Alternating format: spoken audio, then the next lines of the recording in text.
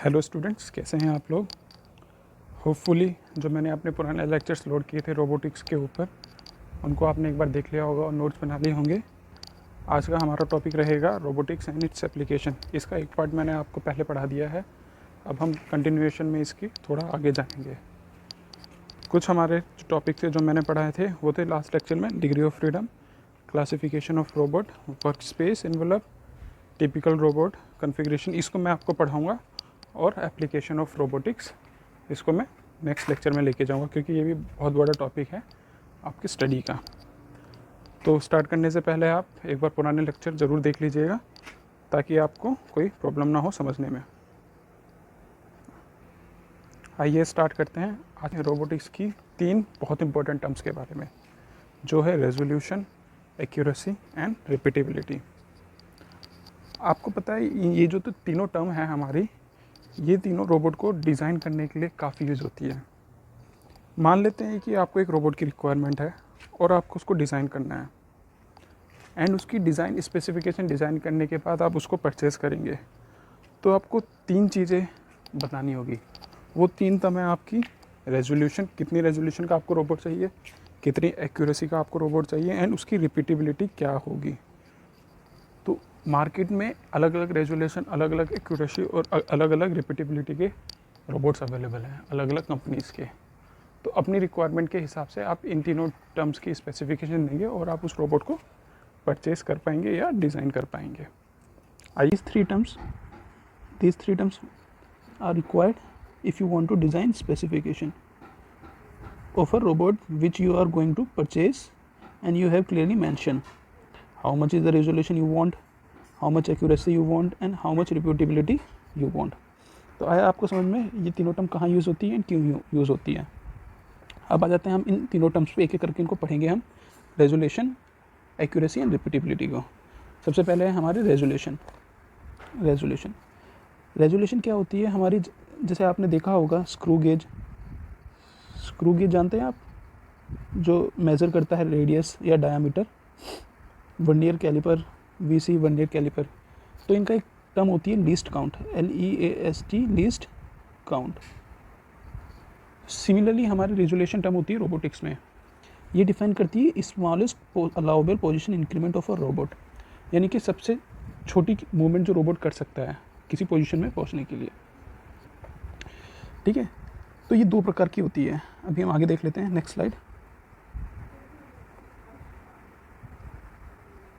Resolution 2 प्रकार की होती है, एक होती है हमारी प्रोग्रामेबल रेजोल्यूशन, एक होती है हमारी कंट्रोल रेजोल्यूशन। जब आप रोबोट को डिज़ाइन कर रहे हैं, उसमें प्रोग्रामिंग कर रहे हैं, तो उस समय हमें एक रेजोल्यूशन डालनी पड़ती है। तो वो रेजोल्यूशन क्या होती है हमारी, the smallest possible allowable increment in the program corresponding to 1 unit. ठीक है, मतलब 1 यूनिट में हमारा रोबोट कितना मूव करेगा और पोजीशन इंक्रीमेंट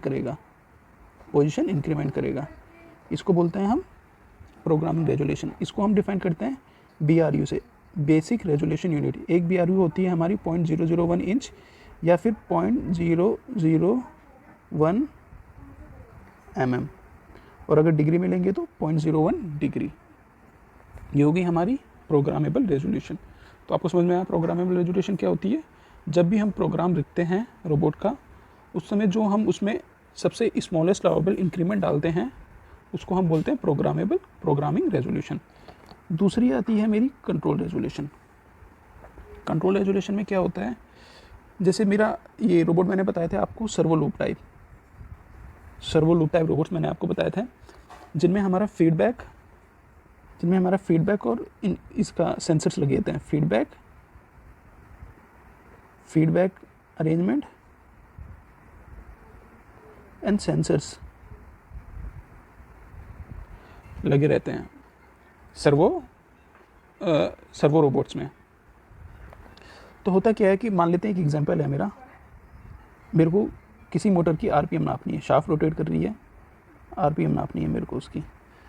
तो मेरा एक RPM नापने के लिए एक डिवाइस होता है मेरा ऑप्टिकल इनकोडर बोलते हैं उसको, OPTICAL optical encoder, ENCODER optical encoder. ये क्या करता है, मेरा आरपीएम नापने के काम आता है। होता क्या है कि ये पल्स जनरेट करता है और उस पल्स के कोरस्पॉन्डिंग डिग्री को मेज़र करता है। तो जैसे कि यहाँ पे दिखाया गया है 0.36 डिग्री। होता क्या है, मेरा ऑप्टिकल रीडर 1000 आरपी ये पल्सेस सेंड करेगा और इन 1000 पल्सेस के कोरस्पॉन्डिंग मेरा जो रोबोट की शाफ्ट है वो 360 डिग्री घूम जा रही है, यानी कि एक रोटेशन पे वो 1000 पल्स कर रहा है। तो एक पल्स हमारा कितना होगी, 360 बाई 1000, तो ये इक्वल टू हो जाएगा मेरा 0.36 डिग्री। तो ये जो मेरा कैलकुलेट करके आया, मेरा जो रोबोट ने 0.36 कैलकुलेट किया, ये इसकी है कंट्रोल रेजोल्यूशन, यानी कि ये एक छोटी सी यूनिट 0.3 डिग्री इस डिवाइस की, इस रोबोट की कंट्रोल रेजोल्यूशन है। और यही चीज़ मेरा फीडबैक जो मेरा यूज़ हो रहा है यहाँ पे, फीडबैक या सेंसर, वो फीडबैक दे देगा मेरे को, रोबोट को, कि हाँ मेरा इतना 0.36 डिग्री मूव कर चुका है। तो जान लेते हैं हमारा कंट्रोल रेजोल्यूशन क्या होता है एक बार डेफिनेशन को। The smallest change in position that a feedback device can measure, मतलब जो सबसे स्मॉलेस्ट मेरी पोजीशन चेंज हो रही है रोबोट की, जो मेरा उसमें फीडबैक डिवाइस लग रहा है वो मेज़र करेगा, उसको बोलते हैं हम कंट्रोल रेजोल्यूशन। ये आपको समझ में, ये कुछ पॉइंट दिए हुए हैं, इनको पढ़ लेते हैं एक बार। The smallest increment of motion और distance that can be detected और control by robotic control system, सबसे स्मॉलेस्ट और मिनिमम इंक्रीमेंट डिस्टेंस या मोशन जो हमारा रोबोट का कंट्रोल सिस्टम मेजर कर सकता है, ये हो गया हमारा resolution. It is a function of encode pulse per revolution and drive reduce gear ratio. ठीक है, जैसे मैंने आपको एग्जांपल दिया, आरपीएम के लिए मेरा ये इनकोडर हो गया, ऑप्टिकल इनकोडर, और जैसे मेरा ड्राइव सिस्टम के लिए मेरा गियर रेशो हो गई। फिर आ जाता है मेरा resolution of 1 mm indicate that a robot can distinguish between 2 points that are 1 mm apart, यानी कि अगर किसी रोबोट की 1 mm रेजोल्यूशन है तो मेरा रोबोट आराम से आइडेंटिफाई कर लेगा कि दो चीज़ों के बीच में 1 mm का गैप है। तो ये जो 1 mm का गैप ये आइडेंटिफाई कर रहा है मेरी रोबोट की आर्म या खुद रोबोट, इसको मैं बोलूँगा उस रोबोट की resolution. Okay, a resolution of 0.001 means that the robot can distinguish between the point that are only 0.01 minimum apart। अगर हम मेरे रोबोट की 0.01 है, पहले मैंने जो एग्जांपल दिया था वो 1 mm वाला दिया था, अब मेरी 0.01 mm है, यानी कि सोच लीजिए 1 mm का 100 पार्ट। तो इतने डिस्टेंस को अगर वो मान लेते हैं, कोई रोबोट आइडेंटिफाई कर लेता है, उसको डिस्टिंग्विश कर लेता है, तो वो 0.01 mm उसकी रेजोल्यूशन हो गई। तो आप देख सकते हो इतनी कम रेजोल्यूशन तो हमारे किसी प्रिसीजन वर्क में ही होगी। तो होपफुली मैं सोच सकता हूँ कि आपको रेजोल्यूशन समझ में आ गया होगा अच्छी तरह। नेक्स्ट चलते हैं हम, अगला टॉपिक हमारा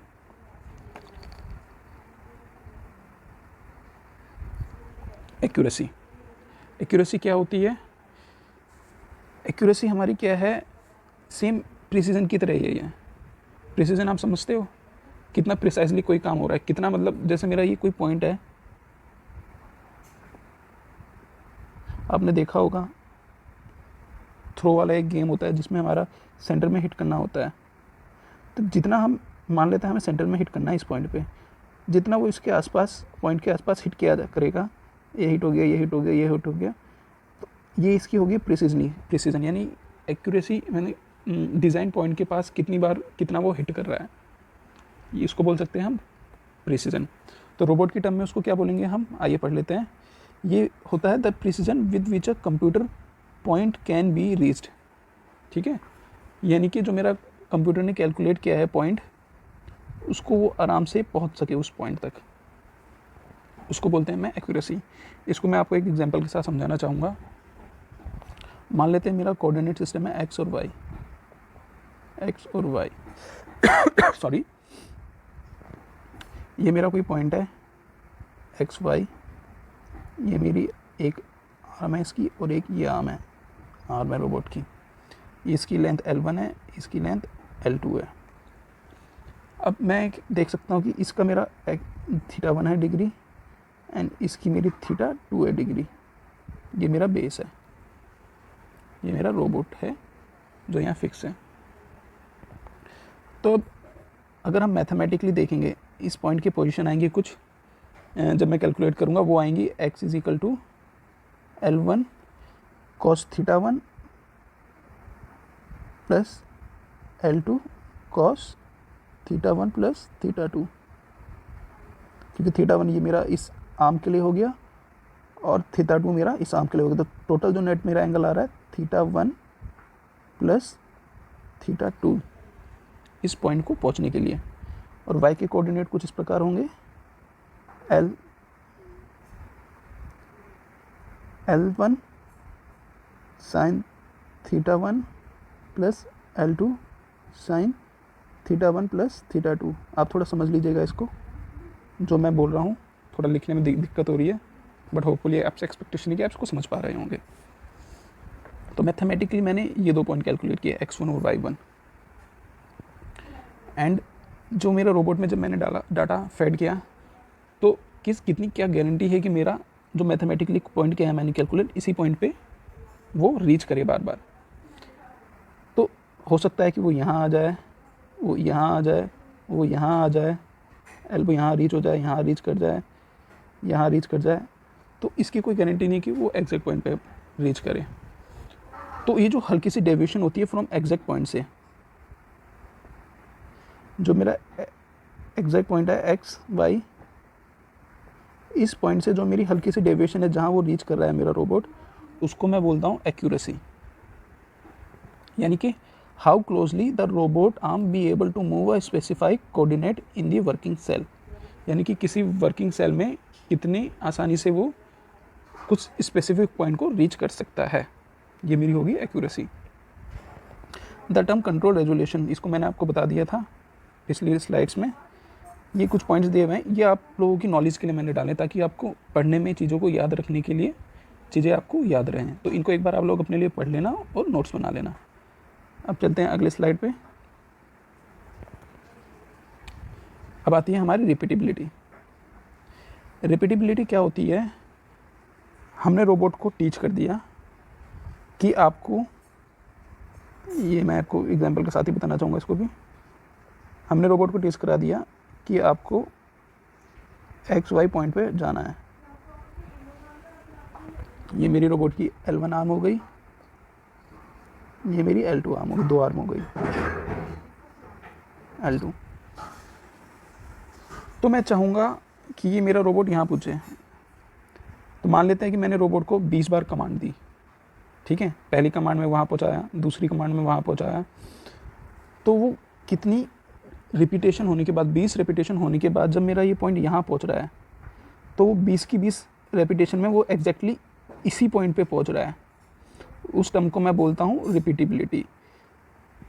यानी कि मैंने 20 बार कमांड दी और 20 बार वो एग्जैक्टली इस पॉइंट पे पहुँचा या इस पॉइंट के पास पहुँचा, मतलब एग्जैक्ट पॉइंट पे ना जाकर के हल्की फुल्की डेविएशन हुई 0.01 mm की या 0.1 mm की, वो कुछ भी हो सकती है, डिपेंड करता है robot to robot.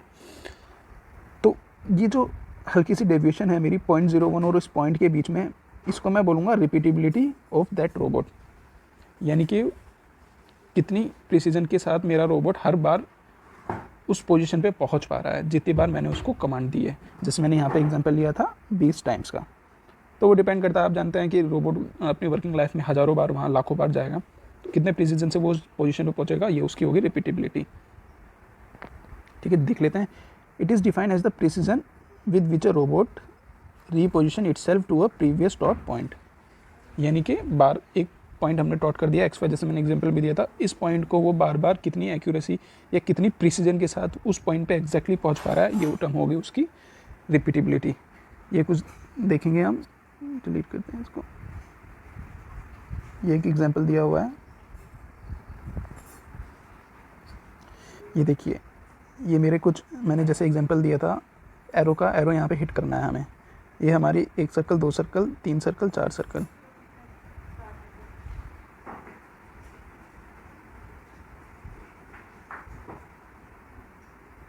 In circle पे इसको हिट करना है।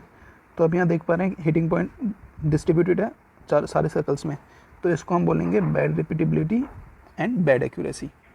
ना तो ये एक्यूरेट हो रहा है, सेंटर पॉइंट में हिट करना है क्रॉस के सेंटर में, ना ये सेम इस पोजीशन पे पहुंच पा रहा है। दूसरे में देख लेते हैं, ये मेरे को सेंटर पॉइंट में जाना है। इस केस में क्या हो रहा है, मेरा bad repeatability and good accuracy. मेरा रोबोट बार बार पोजीशन पे तो जा रहा है, लेकिन उस एग्जैक्ट पोजीशन पे नहीं जा पा रहा है हर बार, बट मेरा जो पोजीशन जहाँ वो पहुँच रहा है वो इस सेंटर पॉइंट के आसपास ही है। तो इस केस को मैं बोलूँगा bad repeatability and good accuracy. अब देख लेते हैं good repeatability and bad accuracy. Point को जाना है, इस जगह पे हिट करना है, इधर पे हिट करना है, बट मेरा हिटिंग हो रही है बार बार यहाँ पे, बार बार वो इस पोजीशन पे पहुँच रहा है, यहाँ पे पहुँच रहा है। तो इस केस को मैं बोलूँगा रिपीटेबिलिटी तो अच्छी है, मेरे रोबोट हर बार वहीं जा रहा है, लेकिन जहाँ उसको जाना है, इस सेंटर पॉइंट में उसको जाना था, बट पहुँच नहीं पा रहा है, वहाँ नहीं जा रहा है। तो इसका क्या हो गया, मेरा good repeatability and bad accuracy. अब आ जाता है एग्जैक्टली, जब मेरा रोबोट सेंटर में इसको हिट करना है और सेंटर में ही इसको पहुँचना है, ठीक है, जितनी बार मैं इसको कमांड दूंगा। तो इस केसेस में देख पा रहे हो आप कि मेरा एग्जैक्टली सेंटर में ही हिट कर रहा है एंड सेंटर में ही ये पहुंच पा रहा है बार बार कमांड देने के बाद। तो इस केस को मैं बोलूँगा good repeatability and good accuracy. Hopefully मैं समझ सकता हूँ, आप समझ पा रहे होंगे मैं क्या समझाने की कोशिश कर रहा हूँ। Thank you students. अब हम आगे का पढ़ेंगे अपने आने वाले लेक्चर में। ध्यान रखिए अपना। Okay, thank you.